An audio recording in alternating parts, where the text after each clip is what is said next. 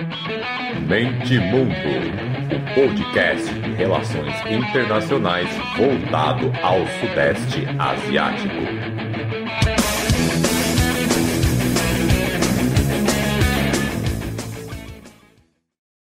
Fala, meu povo, aqui quem fala é o João, começando mais um episódio de Mente Mundo. Hoje, né, eu, João, né, como eu disse anteriormente, vou pegar o lugar do Walter para conversar um pouquinho com vocês sobre a situação no Myanmar, né, 4 anos de golpe de Estado, 4 anos, né, desde que a Guerra Civil, né, vem se intensificando. Então hoje o episódio vai ser muito legal, merece um espaço, né, muito bom aí. Bom, antes de mais nada, agradecer o Walter aí, né? Uma honra, é muito feliz, né? Tá fazendo esse episódio aí, né? O segundo episódio de 2025, né? E como ele mesmo disse, no 2025 muito promissor aí para o Mente Mundo que tá com muitas coisas legais aí. Bom, o episódio de hoje é justamente sobre o Myanmar, né? Vamos falar da questão da Guerra Civil, né, desde o golpe, que se intensifica, perdão, desde o golpe, né, de 2021. E bom, e também vamos falar das consequências regionais desse golpe, né? Eu não vou me prender na questão do Myanmar com a ASEAN, né? O foco não vai ser esse, né? O foco do nosso episódio não vai ser esse, falar sobre o rompimento, entre aspas, do Myanmar com a ASEAN. Hoje nós vamos falar mas sobre consequências com a segurança internacional, algo mais relacionado ao a tráfico humano, sobre a questão da criminalidade nas fronteiras. Então, senta que lá vem um episódio muito, muito, muito legal. Antes, né, de fazer uma análise conjuntural, né, a gente tem que falar sobre a história. Por que o Mianmar tem tantos problemas, né, no Mianmar, né? Apenas 10 anos atrás, né, o Mianmar ele né, sentia um gosto, né, de uma democracia multipartidária. É claro que tinha suas falhas, mas há 10 anos atrás a situação era um pouco diferente do que é hoje, né? É claro que os militares sempre estavam ali de olho, né, flertando, porque desde 48 o país tem esse problema, né, com a guerra civil, tem problema com os militares, né? Mas há 10 anos atrás a situação era outra, né? Até 2021 a situação era outra, né? Então, vamos lá, né? Na Constituição de 2008, o Mianmar, né, se transformou numa república parlamentarista, né, se denominando finalmente República da União de Mianmar, né? O parlamento ele é visto, né, previsto na Constituição de 2008, ele é bicameral, com 5 anos de mandatos e obrigatoriamente possui 25% dos assentos aos militares, e as mudanças constitucionais que são feitas, né, pelos deputados, né, eles necessitam de mais de 75% de aprovação. Aí a gente já percebe um pouquinho, né, de como um pacto, né, entre a sociedade civil, entre aspas, né, e os militares. A gente já vê, né, que os militares querem, né, já queriam, né, ter um espaço em assentos, né. Isso me faz recordar um pouquinho que a transição democrática que está acontecendo na Tailândia nesse exato momento, depois, né, da redemocratização do país, né, nos últimos anos, ela passou, né, para o Senado ser completamente, né, constituído pelos militares. Então, é como se fosse um pacto, né? Agora o Senado, né, tiveram as eleições, agora, né, o Senado vai ser assumido, né, por pessoas da sociedade civil, né? Mas é interessante a gente pensar nisso, que para os militares deixarem o poder, né, sempre precisou-se, né, de um tratado, né, de um trato, de um pacto, né, deixando eles ainda atuando na política. É muito legal pensar por essa perspectiva. Atualmente, existem dois grandes partidos no país, tá? A Liga Nacional para a Democracia, NLD, da Aung San Suu Kyi, foi a governante que levou o golpe em 2021, né, ganhadora do Prêmio Nobel em 1991. E esse partido ele surgiu depois de um levante anti-governo em 88, que foi brutalmente repreendido pelo governo militar da época. E desde 88, então, o partido luta por democracia, por espaço na política do Myanmar. Tá bom? foi o grande responsável também pela fim da ditadura, oficialmente mesmo em 2011. Né? A gente tem uma Constituição de 2008 prevendo uma república multipartidária, e isso é interessante a gente falar sobre isso, uma república multipartidária controlada, né? Não me recordo se a palavra exata, né, é controlada, que está na Constituição de 2008, mas ela estabelece já que essa Constituição prevê um sistema de democracia multipartidário disciplinado, ou seja, controlado pelo regime, né? Tem uma mão do regime ali ainda, né? Mas é uma Constituição que foi utilizada por algum tempo, né? O Partido para... E também nós temos também o Partido da União para o Desenvolvimento e Solidariedade, o SDP. Ele foi criado em 2010 com apoio dos militares, justamente para ter um partido aliado, né, é um partido ao lado deles, né, para não ficarem isolados na Câmara, né, não ficarem isolados na Câmara e nas relações políticas, né, para ter mais que 25%. Então, é um partido estratégico, né, para aumentar a cota de 25%. Nós temos a cota de 25%, né, que já é destinada aos militares, mas os apoiadores dos militares não podem só se restringir a esse 25%. Eu digo isso numa análise política, claramente. Então, nós temos esses 25% dos militares. Imagina se eles ficassem sozinhos, né? Nenhum projeto vai passar. Nenhum passaria, né? Precisa de mais de 75%. Então, alguns projetos poderiam ser muito raros, né, de se passar. Então, os 25% dos militares pensaram, putz, vamos criar um novo projeto, vamos criar um novo partido, né, vamos ajudar, né, a criar um partido novo para nós termos aliados aqui e também nós conseguimos criar influência e não ficarmos isolados no parlamento. Foi isso, né, que esse Partido da União e Solidariedade fez, né, em junho de 2010. No entanto, recentemente esse partido, né, entrou em choque com alguns militares, né, quando não apoiou a candidatura de alguns oficiais. Bom, o Mianmar, né, foi se passando, né, os anos, foi tendo, né, uma relação amigável, digamos, né, com a democracia, até que em 2021 a presidente, como está literalmente, Aung San Suu Kyi, ela foi deposta, né, ela foi presa, perdão, e foi retirada do poder, e desde 2021 o Mianmar está sob a regência de uma junta militar. Está numa ditadura militar. Eu lembro que eu cheguei a comentar com um amigo meu, né, o Vinícius, um abraço aqui para ele, caso ele esteja escutando, que essa discussão de junta e ditadura podia ser algo legal para se discutir. Espero que a gente faça um episódio um dia para conversar sobre, né? Por que junta seria diferente de ditadura? Eu, pessoalmente, não faço ideia. Mas vamos ver, né, o que esse debate tem. É um debate muito legal. Mas vamos lá. Voltando mais ainda no tempo, né, o Mianmar, né, todos nós sabemos, né, foi colonizado pela Inglaterra, pelo Reino Unido, durante muitos anos, né? E em seu livro, né, o Kishore Mahbubani, grande, nós todos, né, gostamos muito do Kishore aqui, ele diz, né, que me permita discordar de Kishore pelo menos uma vez na vida. Ele diz claramente que no seu livro ASEAN Miracle que o Sudeste Asiático tem fronteiras muito bem delimitadas, que uma herança positiva da colonização, né, que teve foram fronteiras bem delimitadas pelos colonizadores. Ou seja, aquelas fronteiras que os colonizadores delimitaram não geram problemas.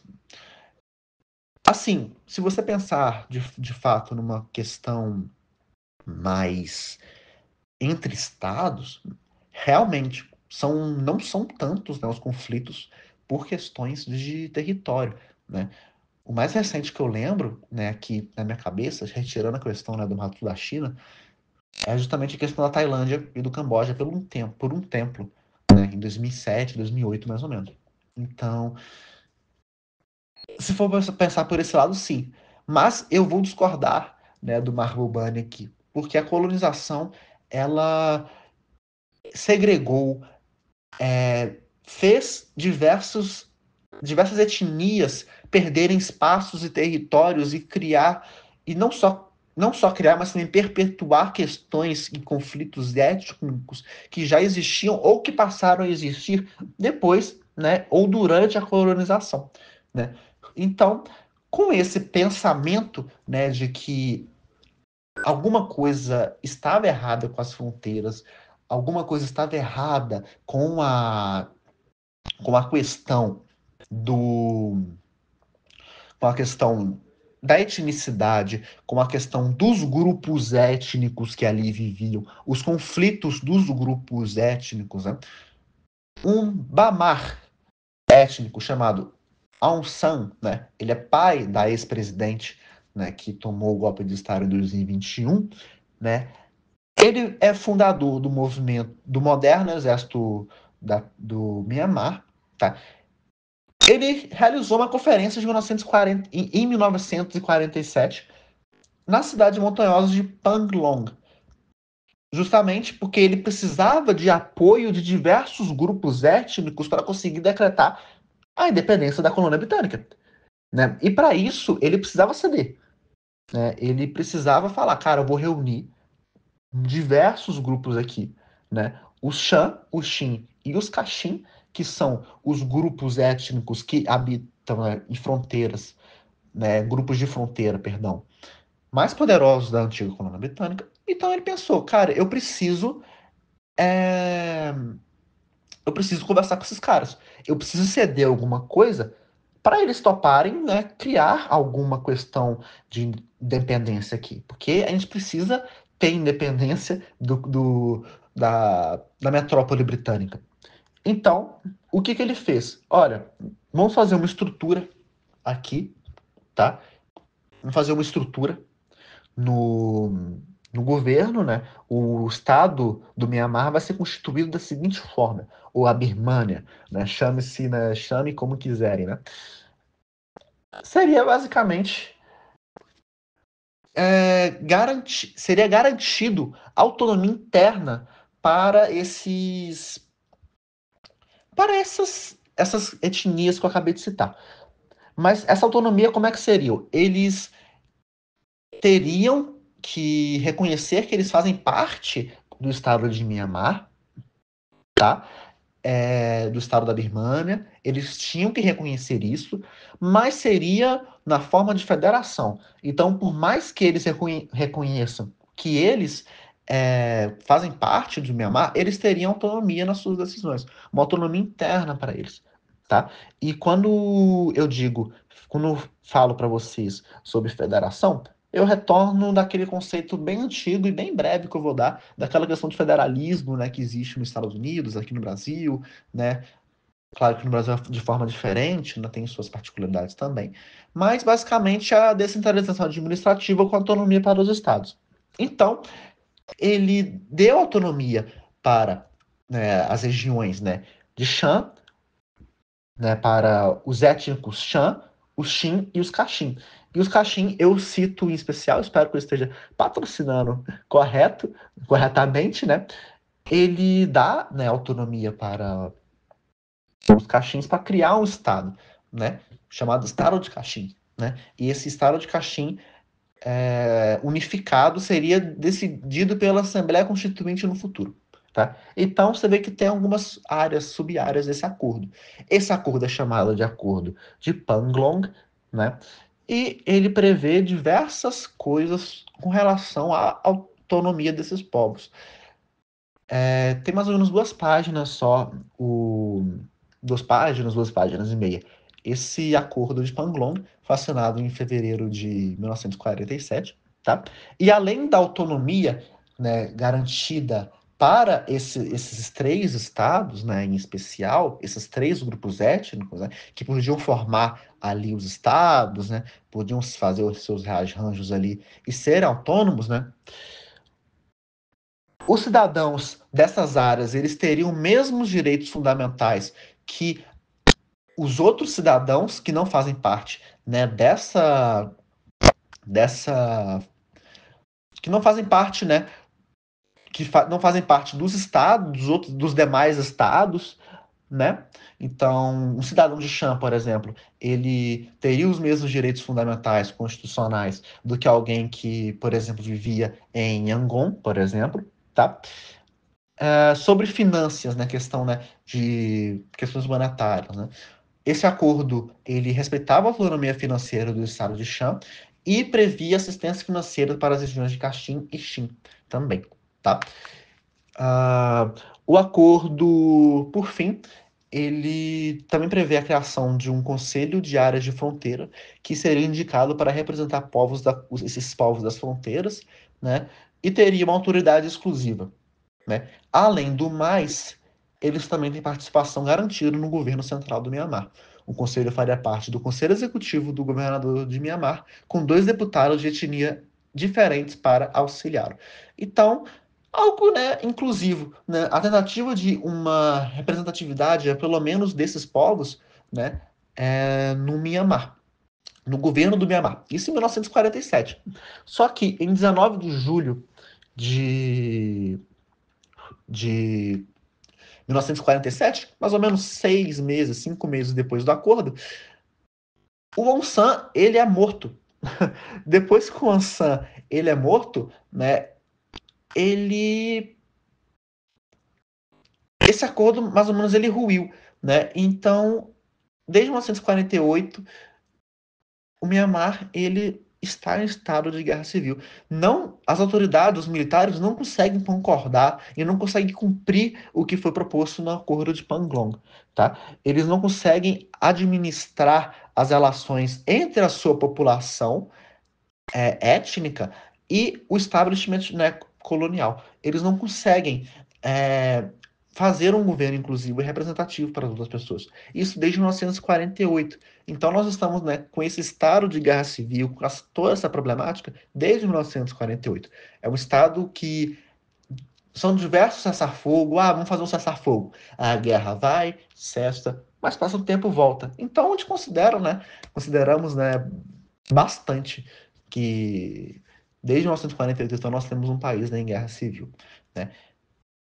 Em 1962, aconteceu também mais um golpe de Estado, né? Foi um governo muito pesado do Exército por quase 50 anos, né? E acabou praticamente com o que foi acordado em Panglong, tá? Muitos generais ganharam medalhas, ganharam postos, ganharam muito dinheiro, ganharam muita reputação, né? Fizeram a sua carreira inteira lutando contra milícias étnicas, é, lutando contra a sua própria população, né? Então é algo muito grave, né? É importante também ressaltar, né, que esse acordo de Panglong ele foi assinado antes de 1948, antes da independência do país. Estava tudo organizado para o país ser de fato independente. E aí, um assassinato, né, cometido pelos militares faz que antes que a Birmania, que o Myanmar, perdão, se tornasse independente, acontecesse essa questão aí com o acordo de Panglong e, como citado anteriormente, o golpe em 62 ainda ruiu mais ainda. Então, esse assassinato praticamente pôs o acordo na gaveta, né? Só que deixou a gaveta aberta. Os militares foram lá, em 62 acabaram de fechar a gaveta e engavetaram totalmente esse acordo, tá? Então, em 2008, né, como citado bem no início do podcast, nós temos, né, uma Constituição, né, que já prevê novas coisas, já prevê participação e autonomia de minorias étnicas e outras regiões, tá bom? Fazendo mais uma vez essa pulada no tempo, vamos para o futuro mais uma vez. A Constituição de 2008, então, como citado anteriormente, né, já prevê algumas coisas diferentes, já, né, já deixa o país mais perto da democracia, por mais que, de fato, o regime militar só foi acabar em 2011, oficialmente, tá? O país, ele tenta replicar uma questão do federalismo, né, em 2008, na Constituição também, né, 7 regiões, 7 estados e algumas áreas administradas autonomamente, tá? Justamente para reconhecer a autonomia e fazer a questão da autodeterminação dos povos com relação a minorias étnicas, tá? Todas elas possuem, essas áreas, perdão, administradas autonomamente, elas têm um certo grau de autogoverno. Elas são a divisão autônoma de Naga, a zona autônoma de Danu, zona autônoma de Pa'o, zona autônoma de Palung, zona autônoma de Kokand, isso já no estado de Shan, e a zona autônoma de Wa, né, que é onde fica o estado de Wa. Dessas 5 que eu citei, 4 delas estão localizadas no estado de Shan. Então, para você ver, dentro do mesmo estado, nós temos diversos grupos étnicos que não só querem autonomia, mas também querem independência de um governo, né, que maltrate e que seja segregador, vamos, né, dizer assim, com o seu próprio povo, com a sua minoria étnica. Tá? Essas áreas justamente são criadas para proporcionar um nível de autogoverno às minorias étnicas, permitindo-lhes administrar assuntos internos de acordo com as suas tradições e necessidades específicas. Mas a autonomia, ela difere. Então, o estado de Uá, por exemplo, ele não tem a mesma autonomia que o estado de Palung, por exemplo. A zona autônoma de Palung, tá? Isso é interessante ressaltar isso, tá? Bom, assim como, né, falamos, né, no início do podcast, em 2016, né, em 2011, perdão, o governo militar cede, né, agora nós temos um governo civil, o país vai flertando com a democracia, vai chegando a flertar com a democracia, tá? Em agosto de 2016, a filha, né, do fundador do país, né, a Suu Kyi, criou uma cúpula para lidar com as minorias chamadas de Panglong, né, no século XXI. Então, uma nova conferência em Panglong, tá? Essa conferência de 5 dias foi uma lista de objetivos, metas, alvos, tarefas para acabar com o conflito civil do país, né? Controlar um exército poderoso, né? Um exército que acaba com a sua população, um exército que não tem vergonha nenhuma de atacar a população, que não tem respeito com as milícias rebeldes, que não tem respeito com as etnias que ali vivem, né? Outro objetivo também era promover a confiança entre os civis étnicos e o Estado, então construir uma relação do Estado com essas minorias étnicas. Por mais que essa região ela tenha os recursos naturais, essas regiões fronteiriças, perdão, tenham recursos naturais muito abundantes, e são os recursos mais abundantes do país, essas regiões elas ainda são as mais pobres do país. Então, é uma preocupação muito grande que a SUC tem, né, tinha com essa questão, né, da pobreza, especialmente nas zonas fronteiriças, que, como nós ressaltamos anteriormente, são áreas que também tem grupos étnicos que buscam se desvincular da opressão do Estado, tá bom? Os grupos étnicos diversos compõem cerca de 40% da população birmana, do Mianmar, né? E são mais de 135 grupos étnicos. Bom, tendo em vista isso, né, a Suu Kyi, ela ganha, né, as eleições, ela assume a presidência. Só que em 2021, na pandemia, não satisfeitos, né, e já estamos em uma pandemia global, o governo do Mianmar vai e apronta um golpe de Estado no seu país, retirando a Suu Kyi do governo, prendendo ela. Atualmente, ela não governa mais, quem governa é a junta militar. E desde 2021, a junta militar governa o Mianmar. Ela controla 1/3 do Mianmar e 2/3 da população, tá? É importante ressaltar isso, tá? Que esse controle da junta, ele, né, como a gente viu ao longo de mapas, e também no último episódio que nós fizemos sobre o estado da guerra civil no Mianmar, nós vimos que o governo do Mianmar, ele meio que é muito cercado, né? Ele está muito no meio, ele é cercado em volta. Então, está ocupando esse 1/3, que fica mais na região central do Mianmar, na Naypyidaw, por exemplo, e nas áreas mais a norte, mas as áreas fronteiriças, elas são muito ocupadas pelos grupos rebeldes, pelas outras minorias étnicas. E isso gera um nível muito preocupante em muitas coisas e muitos fatores na sociedade do Mianmar, tá? Claramente a economia do país é o principal fator, né, que é prejudicado, além da população civil. A economia ela continua atrofiando, a escassez de energia no país ela está mais uma vez, né, decretada, né? O país não está conseguindo, por não ter controle, ter controle de pouco território no Mianmar e controle de muita gente, 2/3, né? Meio que o país não tem como ceder energia para todo mundo. Então, eles estão cortando energia em diversos lugares, a população não está tendo energia elétrica em alguns lugares, e em outros estão reduzindo as horas que a energia está disponível, justamente por causa da guerra civil. O país está carente de divisas internacionais, as divisas estão secando, o Tesouro Nacional está secando, né? Já que uma parcela do orçamento já está indo para Forças Armadas. Então, à medida que se passa a guerra, mais dinheiro o governo vai jogando, né, na sua indústria bélica, em compra de armamentos no seu exército. Então, é uma situação bem complicada que o Myanmar está vivendo.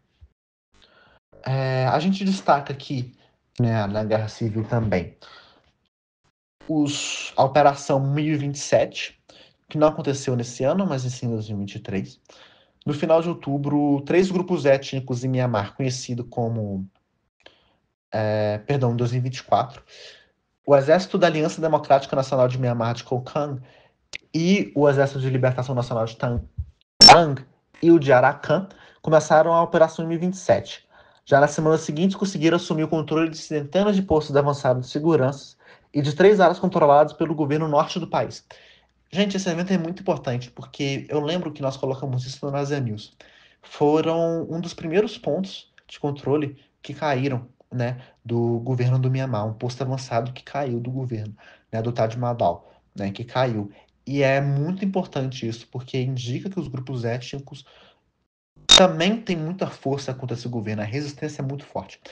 E o governo central, a gente percebe, né, pelas notícias, quem acompanha o Asia News aí vai vendo, que o governo não tá nem aí para a população civil, gente. Eles estão cada vez mais olhando, bombardeando, atirando contra o seu próprio povo. Isso indica que o governo não sabe por onde correr, entendeu? Desde o início dessa operação 1027, o governo já perdeu 202 postos avançados e 5 municípios no norte do estado de Shan, ainda em dezembro, tá? E as principais rotas para a China estão na mão de outros grupos. Então, o governo se vê isolado. Não tem rota comercial com o principal, com talvez hoje o principal governo, né, com um dos principais estados do sistema internacional. O governo está perdido, o governo mora no governo, a sede do governo é numa capital que é vazia, né, que tem grandes prédios vazios, que as pessoas não compraram a ideia de se mudar para Naypyidaw, né, de sair de Yangon para ir para Naypyidaw. Então, o governo do Myanmar, ele hoje é cercado. É um governo que só gasta, gasta, gasta, gasta, gasta. E para justificar o gasto, para falar que está gastando com alguma coisa, atira contra a sua própria população civil. Tá? É importante falar que a junta militar, desde o início dessa guerra civil, né, que voltou em 2021, o cessar-fogo acabou em 2021 a partir do golpe militar, desde o golpe militar, a junta perdeu 30 mil soldados. E o exército tem um total de 150 mil soldados. E isso indica, então, que o governo vai precisar de mais mão de obra. Para quem mão de obra, né, do exército. Para quem acompanha o Asia News, viu claramente que os militares agora estão recrutando cada vez mais homens, estão pegando pessoas humildes, carentes, mal treinadas, que não têm motivação nenhuma e tacando no campo de batalha. O governo não tá tendo um plano de correr, tá, gente? E tá usando sua própria população como escudo humano. Essas pessoas, elas não são bem treinadas, não têm motivação, e em comparação com os rebeldes, isso é péssimo, porque é o completamente oposto. Os rebeldes, né, os grupos étnicos, as milícias rebeldes, né, os grupos autodeterminantes, chamem do que quiser, mas esses grupos, eles são o oposto desses novos militares, desses recrutas, perdão. Por quê? Eles são motivados, eles têm uma causa para lutar, eles não são iguais os, os recrutas que a junta está forçando a integrar ao exército, eles estão ali com um propósito étnico, um propósito que eles colocam acima de si, propósito pelo seu povo, então vou lutar pelo meu povo, algo que não tem isso com esses recrutas novos, e além disso eles são treinados, são muito bem treinados. Então, enquanto o governo vai lá na casa de alguém do interior, coloca lá, pega ele, já coloca no campo de batalha, nem coloca em campo de treinamento. Eles já vão lá imediatamente para fazer um escudo humano, né, para fazer seus interesses. Os outros grupos, né, os grupos rebeldes, eles treinam de forma muito bem, muito organizada, tá?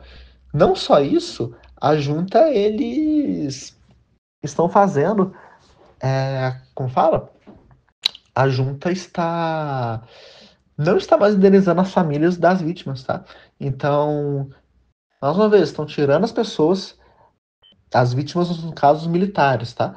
Estão pegando esses recrutas, colocando num campo de batalha, eles morrem com 1, 2 dias de batalha e não jogam na família mais. Não falam, olha, ele morreu, já era. Não tem o que a gente pode fazer, tá? É algo muito complicado, né? Além dos recrutas, né? Agora falando já mudando mais uma vez a pauta, mais de 5.000 civis já morreram na guerra, além dos recrutas novos que estão chegando, desses novos recrutas aí, tá? Parece um pouco de pleonasmo, salvo engano é chamar recrutas novos recrutas, não sei, mas enfim, e é isso. Uma consequência disso, dessa guerra civil, é que as pessoas não estão fugindo somente de serem recrutadas pelo exército. As pessoas estão fugindo de serem mortas pelo exército também, né? Então, isso está gerando mais de 2,5 milhões de refugiados, a maioria indo em direção para Indonésia, também de barco para Malásia e principalmente para Bangladesh. E em Bangladesh, na fronteira com Bangladesh, nós temos alguns grupos que passam por situações muito complicadas, mais do que outros, como a situação dos Rohingyas, que sofrem perseguição por diversos fatores, né? Espero um dia também gravarmos um episódio aqui sobre os Rohingyas, é uma temática muito interessante, muito legal. Bom, como já dito anteriormente, né, o governo ele está atacando a população civil, né? Nós tivemos o atentado de 9 de janeiro no município de Ambié, em Rakhine, né, que matou 52 pessoas, feriu 40 e destruiu 500 casas, e esse atentado não teve atividade militar nenhuma, pelo contrário, só bombardearam, nem para tentarem disfarçar, igual acontece em Gaza, onde né, o Estado de Israel fala: ah, não, nós estamos bombardeando Gaza porque eles estão escondidos dentro da população e tal, eles estão usando a população palestina como escudo humano, então nós estamos destruindo tudo que tem lá. Não, nem isso. Eles só bombardearam isso aí. É um atentado contra a sua própria população, algo terrível. Né? A população, além de estar sofrendo essa perseguição, né, por conta da guerra civil, também sofre com a economia, com a moeda caindo de valor em 50% no ano passado. Isso indica que tudo está ficando mais caro em comparação com o dólar. Então, produtos importados, até produtos dentro do país mesmo, já não vale de mais nada. Então, a população também está tendo dificuldade até de comer. Tá? A situação, além da questão dos recrutas, está muito feia também para a oposição. Desde o ano passado, as forças da oposição conseguiram alguns postos de controle, agora eles têm 2 dos 14 comandos regionais que existem no Mianmar. Tá? O Ministério de Defesa comunica que a oposição detém controle de 95 dos 330 municípios, enquanto o Conselho Administrativo do Estado já tinha controle de 107 municípios. Então tá bem acirrado, tá? Segundo a própria junta, eles só conseguem realizar o censo e organizar eleições com segurança em 161 dos 330 municípios de Mianmar. Mas a gente tanto fala aqui, a gente tanto fala aqui, né? A oposição, os grupos étnicos, as milícias aqui e tal. Vamos dar uma revisada em quem são esses grupos, quem são essas milícias, tá bom?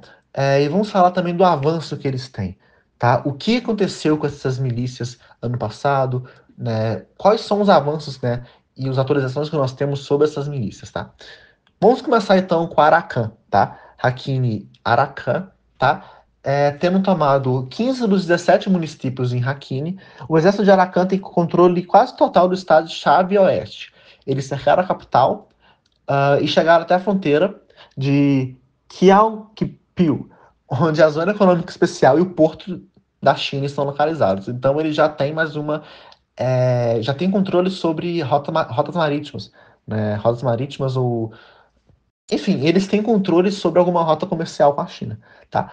Embora a captura de Butchdown e An não tenha sido rápida nem fácil, Arakan conseguiu sustentar cercos de mais de um mês em cada um deles, e no caso do primeiro, abriu um túnel sobre o último posto militar em uma demonstração de coragem. Então nós estamos vendo, né, um avanço, né, muito positivo para eles, né, em seus objetivos do Arakan, já tendo tomado grande parte de um estado-chave, né, para o governo central. E para a guerra também, né. Nós temos também o estado de Kachin, que fica ao norte. O exército de independência ignorou a pressão chinesa e tomou a cidade estratégica de Mansi, o que tornará o reabastecimento terrestre da cidade sitiada de Bamu a partir de Mandalay muito difícil para a junta.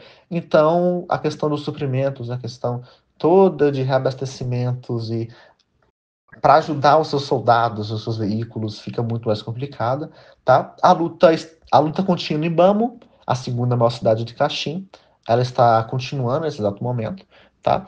E o Kia agora controla bem mais da metade de Kachin, incluindo a maioria das regiões ricas em recursos naturais. Então, é cada vez um cerco mais.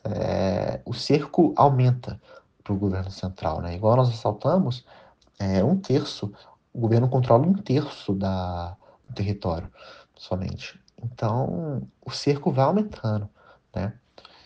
No estado de Xin, agora vamos falar do Xin, perdão. Embora sejam conhecidos pela sua rebelião, as forças de oposição Xin estão no controle quase total do estado que faz fronteira com a Índia e Bangladesh, controlando 5 dos 9 municípios, 85% do território. O estado de Shan, sobre os Shans agora. No estado de Shan, o Exército da Aliança Democrática Nacional do Mianmar e o Exército de Libertação Nacional de Taang, TNLA, sucumbiram temporariamente à pressão chinesa para interromper sua ofensiva em novembro, mas não renderam lastio nem cederam o território apesar dos ataques aéreos. Citando uma nova ofensiva militar no município de Nongcho, a Tanla, que controla 9 municípios, anunciou o fim do cessar-fogo em 9 de janeiro.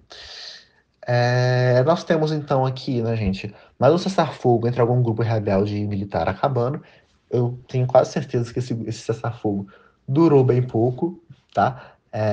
Como já é, né, o de esperado, né? Isso mostra que as partes não cumprem, né, com os com os acordados, né? Porque se ele saiu do cessar-fogo é porque alguma coisa aconteceu. Uma situação muito delicada no Mianmar que está acontecendo no estado de Shan, um dos maiores estados do Mianmar, e abrigam diversos grupos étnicos, inclusive o Zhuá, tá? E o Exército Unido, né? O Exército Unido de Zhuá é um dos maiores exércitos, se não for o maior, né, exército de rebeldes, né, do Mianmar, e eles têm a sua própria comunidade, né, região autônoma, né, que é literalmente o estado de Zhuá. E nós vamos falar deles daqui a pouquinho. Bem pouco. Os Karen ou Karen, agora falando sobre eles, no leste do Mianmar, a resistência Karen continua a lutar, apesar dos esforços concentrados do regime militar a ataques aéreos e sua reconhecida escassez de munição. A Força de Defesa Nacional Karen e as milícias aliadas afirmaram controlar 80% do estado de Kayah. Mais ao sul, o Exército de Libertação Nacional Karen e as forças de defesa populares aliadas estão lentamente tomando posse de guarda de fronteira e pró-junta ao longo da fronteira com a Tailândia. Isso pode levar atenção, tá, para a Tailândia, algo um pouco preocupante que escala o conflito. Em Tanintari, os PDFs locais, né, que são justamente as Forças de Defesa Popular, aumentaram sua coordenação e estão avançando para o oeste, na fronteira com a Tailândia, em direção à costa do mar de Andamão, diminuindo o escopo do mosaico de terreno controlado pelos militares no estado mais ao sul do Mianmar. Então, igual eu falei anteriormente, né, o Mianmar, a Tatmadaw, né, eles vão perdendo espaço mais ainda. Eles têm um terço somente, eles estão concentrados fora das fronteiras, não estão, né, muito fortes, né, nas fronteiras. O território deles fica mais presente no centro, claro, igual acabamos de ressaltar, eles também têm territórios, né, áreas dominadas nas fronteiras, mas eles estão sendo basicamente exprimidos. São muitos grupos que eles têm que lutar contra, é uma guerra que eles estão comprando sozinhos, né? Uma junta comprando uma guerra sozinha contra o seu próprio povo. Embora o governo ainda controle Musi e Myawaddy, que ligam a China e a Tailândia, respectivamente, as forças de oposição controlam grande parte do território. E eles estão lutando em muitas frentes ao mesmo tempo, isso é muito ruim. É muito difícil imaginar que o SAC, né, que o governo central, faça alguma coisa para deter o que aconteceu ano passado, né, deter esse declínio. Os militares eles estão sem dinheiro, a deserção está acontecendo em massa, pessoas estão fugindo, não tem moral. Os rebeldes têm muita moral, eles têm muita confiança, eles têm muita organização, tá? Existem muitos objetivos conflitantes, muita falta de hierarquia entre os militares, tá?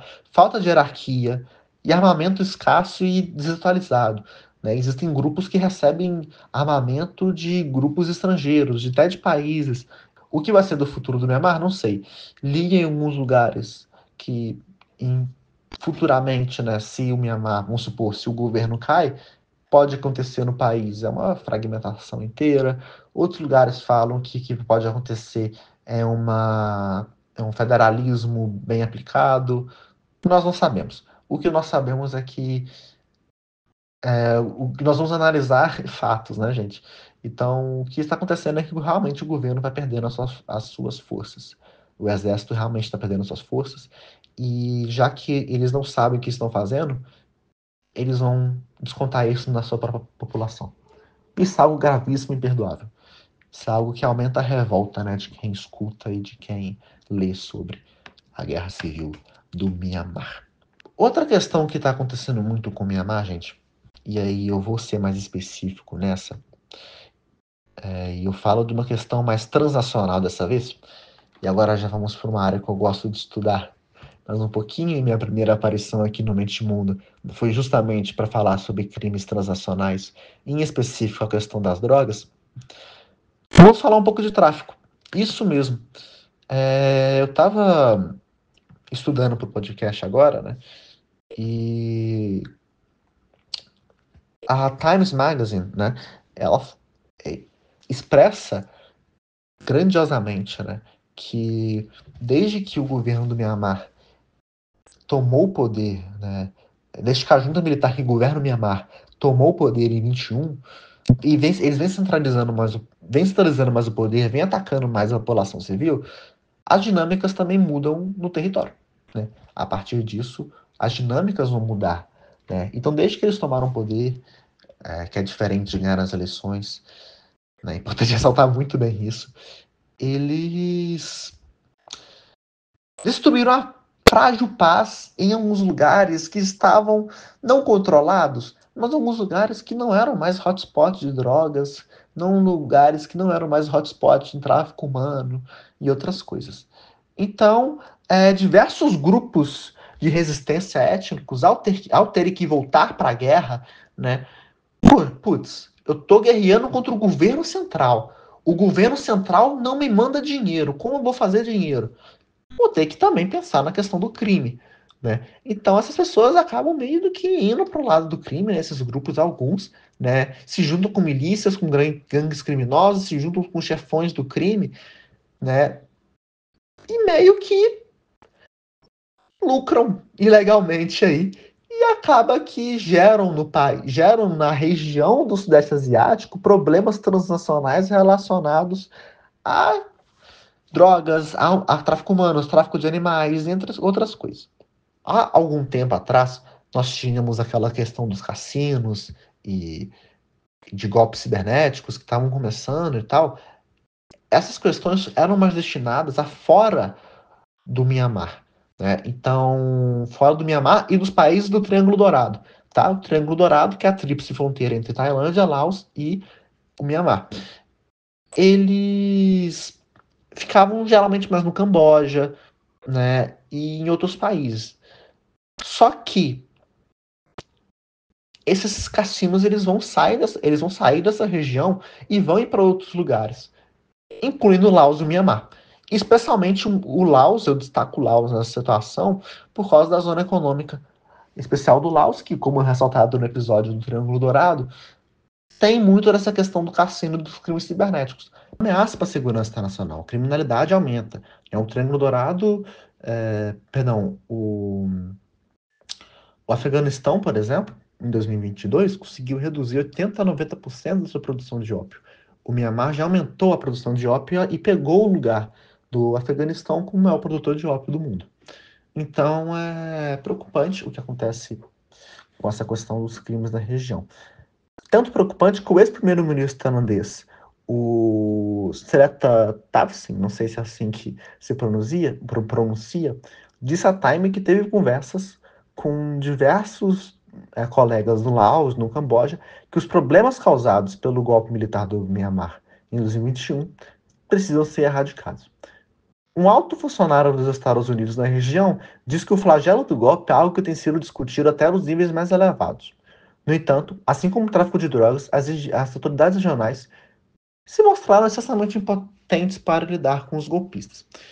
E ASEAN em 2025, agora a agenda da Malásia promete, sim, serem mais incisivos e mais fortes com relação à temática do Myanmar. O que esses grupos estão fazendo dessa região, né? Vamos falar do mais básico aqui, né? Que é justamente a extorsão, né? Eles estão fazendo perfis falsos em redes sociais, né? A partir do sequestro de pessoas e colocando para trabalhar conduzindo golpes românticos. Então, basicamente extorquindo homens americanos, homens estrangeiros, né, pedindo quantias de dinheiro, né, como se fosse, né, aquela toda questão de sugar daddies e afins, né. Outras coisas também, criptomoeda. Anúncios de criptomoeda. Então, ficam ligando para a pessoa falando, olha, invista na criptomoeda. Né? É o chamado golpe de mineração de liquidez. Né? Vai ligar para você, te incomodando, e vai te convencer a investir na criptomoeda tal a partir, né, do seguro ou a partir da plataforma deles. Quando você faz esse investimento, eles prometem, por exemplo, ganhar 1% de juros por dia. Prefere, olha, em uma semana você vai ter, sei lá, 50% do valor da criptomoeda já retornado para você. Outra coisa que acontece muito, justamente a questão do tráfico de drogas, né? Nós comentamos isso no episódio do Triângulo Dourado, então eu vou ser bem breve com relação ao tráfico de drogas, até porque eu vou discorrer mais sobre o tráfico humano, que é algo muito importante que nós temos que falar aqui hoje, para encerrar o episódio, que já está muito longo já. Mais de 1 hora de episódio já para vocês aí. Mas enfim, tem se mostrado preocupado com toda a questão das drogas, né? Um governo que sempre foi restrito com as drogas no sentido de ir para cima, né, da população civil e tal. Mas isso não é tão aplicado para alguns grupos étnicos, tá? Eu vou citar aqui o estado de Uá, mas eu cito o estado de Uá aqui porque é um estado que corriqueiramente é utilizado em fontes acadêmicas, em investigações sobre ser um narco-estado, né? Mas existem fontes que dizem ao contrário. Mas vamos falar dessas fontes que dizem a favor do estado de Uá ser um narco-estado, tá? É um estado que proíbe o uso da droga na sua população. Fala, vocês não vão usar o ópio, vocês não podem usar droga, é completamente contra. Mas é um estado que produz sua droga para vender e para conseguir sustentar seu próprio povo, tá? Então, acontece muito naquela tríplice fronteira, tá? A Record fala que, né, não é uma tríplice fronteira, a Record fala que é o território do Mianmar, do Laos, da Tailândia e do Camboja. Não, nós estamos falando de um pequeno trecho chamado Triângulo Dourado, viu, gente? É claro que os crimes também acontecem no Mianmar inteiro, e nós já vamos falar disso, tá? Mas o Triângulo Dourado é só um escopo, é só uma tríplice fronteira, onde passa o rio Mekong. Então, não é o que a Record diz, pessoal. Não vamos cair na fake news da Record. Mas brincadeiras à parte,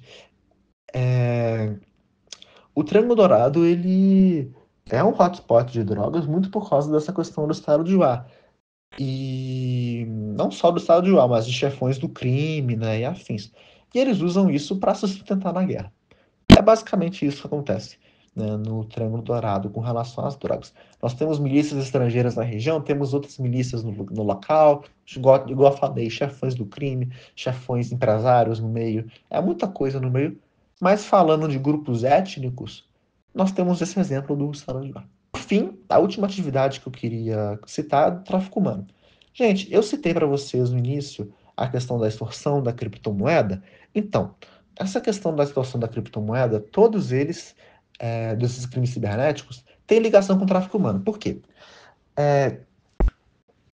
Algum tempo atrás, no Brasil, viralizou bastante a notícia, né, de dois brasileiros que estavam no KK Park, que é um lugar que fica mais ou menos no sul do Mianmar.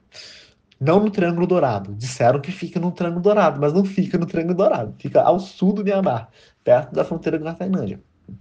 O KK Park é um espaço onde que diversos estrangeiros são sequestrados. Tá? Eles são levados para lá, perdão. Então, estrangeiros são sequestrados e levados para lá. Mas como isso acontece? Antigamente, tempos atrás, as pessoas que trabalhavam, faziam esses crimes, que eram vítimas de tráfico humano na região, eram pessoas da Tailândia, de Singapura, da Malásia, e geralmente pessoas retiradas de comunidades pertencentes à língua chinesa. Então, comunidades de língua chinesa eram retiradas de seus países por meio do tráfico e levados para esses lugares. Entendeu? Só que agora as pessoas que chegam lá estão vindo da América do Sul, da África, da Europa Ocidental. E, gente, eles gostam muito. E por que que eles estão, perdão, pegando pessoas da América do Sul, da África, da Europa? Porque é muito difícil do governo brasileiro, do governo da Nigéria, do governo alemão, do governo francês, do governo da Argentina, entre outros governos, intervir na situação. O Mianmar tem guerra civil. Eles vão traficar a pessoa, levar para o meio do território do Mianmar, para o meio do mato, vamos dizer assim. Vão pegar, levar para o meio do mato, colocar lá. E a embaixada tem que se virar para conseguir entrar no Mianmar. O Mianmar é um país em guerra civil. Como é que eles vão conseguir resgatar? Como que a junta militar vai garantir ao governo brasileiro, ao governo alemão, ao governo francês, ao governo nigeriano, sul-africano, que eles vão tirar, que eles vão proteger esse pessoal que está lá? Eles atacam o próprio povo, entendeu? Como é que eles vão proteger o estrangeiro lá? Entendeu? Não tem como. São lugares que até a junta militar não consegue chegar. Mas que conhece a localidade. Então é uma questão muito brava, é uma questão muito difícil. E essas gangues criminosas, elas sequestram essas pessoas como? Primeira delas, oferta de emprego é a mais comum, tá? Então, você é um mochileiro, você tá mudando pra Tailândia, tá vivendo na Tailândia lá, lugar bonito, legal. Recebe uma proposta de emprego, ou vê no LinkedIn, e tá ganhando muita mídia. Isso é uma coisa que eu fiquei surpreso, porque essa questão do Myanmar realmente está ganhando muita mídia, essa questão do tráfico humano, as pessoas estão alertando. A outra coisa também é por meio de aplicativos de relacionamento. Eu assisti um relato de um brasileiro também, na Tailândia, que ele acha que quase foi vítima de um sequestro. E basicamente a pessoa se passou por outra, quando chegou ao local não era ela, e era uma pessoa bem mal, uma pessoa no sentido bem mal no sentido físico, bem desgastada, bem cansada, com odor forte, pessoa muito nervosa. Então, tava querendo levar a pessoa, e diferente das fotos, né? Então, tava querendo levar a pessoa, provavelmente, para algum tipo de tráfico, alguma situação assim. Então também tomar cuidado com quem você conhece, tomar cuidado com quem você se comunica na Tailândia, ou no Myanmar, ou no Laos, em qualquer país do Sudeste Asiático que você for. Aliás, qualquer lugar do mundo, né, gente? Vamos tomar cuidado com essa questão, sempre andar com o pé atrás, seja no Brasil, na Argentina, nos Estados Unidos, no Japão, na Coreia, ou no Myanmar, na Tailândia ou no Laos. Mas está acontecendo muito isso também lá, tá? E as pessoas, elas são levadas para não campos de concentração, mas são lugares onde fazem trabalho por mais de 10 horas por dia, 12 horas por dia, 15, 20 horas por dia. E aí são espancadas, agredidas, né? E a situação, a cada vez que a guerra civil vai se intensificando, mais se intensifica essa questão de tráfico, essas situações criminosas. Porque as pessoas precisam lucrar de alguma forma. Né? Não só as pessoas, mas os grupos rebeldes precisam também comprar armas. Né? Para vocês terem uma ideia, esses golpes já geraram pelo menos 75 bilhões de dólares nos últimos 4 anos. A FBI também não está dando conta. Tá? Essas fraudes geraram pelo menos para cidadãos americanos uma perda de 2,6 bilhões de dólares, de acordo com a FBI. A maior parte foi conduzida no Triângulo Dourado. Mais uma vez eu ressalto que faço essas análises sem qualquer lado político, ideológico, algo do tipo. Mas então, pessoal, foi esse o episódio de hoje. Muitíssimo obrigado, agradecer a todos vocês aí pela paciência aí. Tentei ao máximo condensar e falar as informações para vocês da forma menos confusa possível, mas são tantas coisas, tantas informações em um tempo tão curto que a gente tem que, né, meio que se alongar muito. Mas muito obrigado pela oportunidade e nos vemos no Asia News todo final de mês aí para vocês. Um abraço, até mais.